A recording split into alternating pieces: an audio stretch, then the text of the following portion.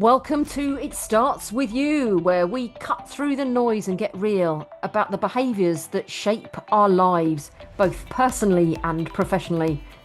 I'm Vic O'Farrell. Let's jump in because behaviours start with you. So, welcome to It Starts With You with me, Vic O'Farrell, on another solo episode, another short and sweet one here.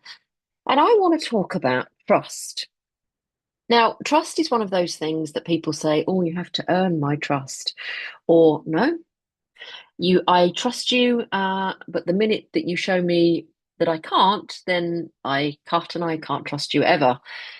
Trust means something different to you and to me, whether it's earned, respected, valued, whichever.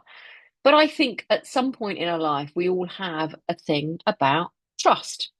So let me take it simply to the words that we do not use, the words that don't get used.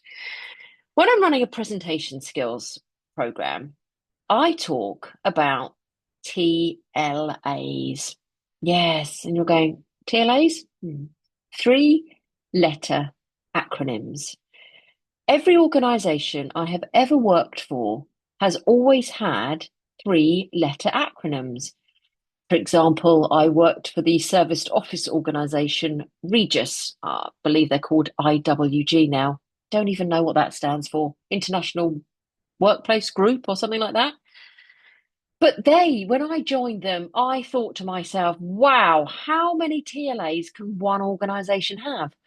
It was our job titles. For example, I started off as an ASM, which was an area sales manager. Another role that we had were CSRs, customer service representatives. And they went on and on and on and on with these TLAs. Now, when just as I joined the organisation, first of all, I was a bit overwhelmed with all of the TLAs, but you get used to them and people refer them and reference to them so often that suddenly they just become your second language, which is fine. But think about those people who are joining your organizations. Do you have and do you talk in TLAs? And they might not be three letters, maybe they are only two-letter acronyms. But actually, they could be alienating some of the people who have joined your organization. Maybe you've got people where English is not their mother tongue and it's a second language. Not only are they trying to get around a different language, but you've put another barrier there. And the thing is, that's when trust starts to erode because you're thinking, well, hold on a minute, I don't understand. And quite often when we don't understand, some people will happily put their hands up and say, sorry, could you just explain that? And some people won't.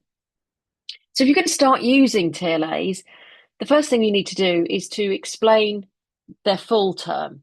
So if I was going to do a three-letter acronym, and then I could refer to it, and in brackets, I might, if I was writing it, put referred to afterwards as TLAs. Therefore, every time TLA came up, I knew that that would be a three-letter acronym. Is that what it stood for? Now, think about it as well. If you're doing a presentation to somebody and you have a slide deck that you're showing to the audience, first of all, don't put loads of bullet points in there. That's really, really how do I going to describe this if you actually do it? But the thing is, if you've got lots of bullet points up there and you've got lots and lots of words, your audience is just going to start reading a slide and not listen to you. What you want to do is listen to the words that you're saying. But if you have got a presentation and you've got lots of facts and figures to give them, and maybe you're presenting to a stakeholder in the organization and you need to put lots of stuff up there, or maybe you're presenting to a new client and again, you want to put lots of data up there, please don't put the TLAs. Please don't just put TLAs up there. Unless that person, and you know that person understands and knows what those three letters are, then just explain them. Put them in full. Yeah. I'm going to say ASM, area sales manager. Call it an area sales manager, and then in brackets, ASM. And then afterwards, you can refer to it as ASM, and in brackets, put area sales manager. And then you can refer to it afterwards as ASM because you've given them. If you give your audience what that stands for, repeat it at the start, then you can just hold back to it. This came about actually because when I was in the gym this morning, I looked at the board and I was like, oh my Lord, what are we doing here? RDL, that's a Romanian deadlift for you non-gym goers, and maybe even some gym goers who are thinking, I see that, but I actually no idea what it is. But it was an SAOHDL thing. So it was a single arm overhead dumbbell lift. Right, okay, now I understand. But I could work it out. I've been going to the gym for 3 years, but somebody who first came into that gym that's never used a weight might actually look and think, I've no idea. That looks, and it looks scary. If you don't, so the thing is, we don't understand, we don't know what it is. It looks scary. That can also erode trust. It's suddenly like I'm doing something outside my comfort zone. I don't know what it is, and no one's explained it. Trust can get eroded by the words that we don't use.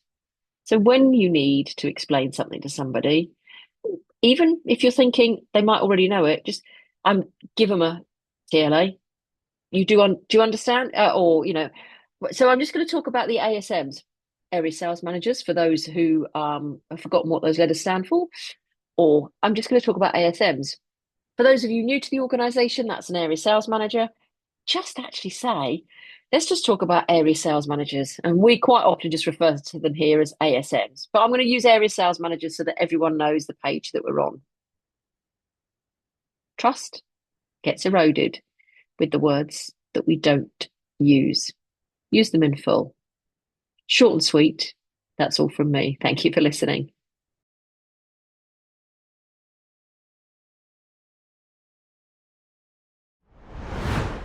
Well, that's today's dose of truth. Now go make it happen, because behaviour drives behaviour. And behaviour starts with you.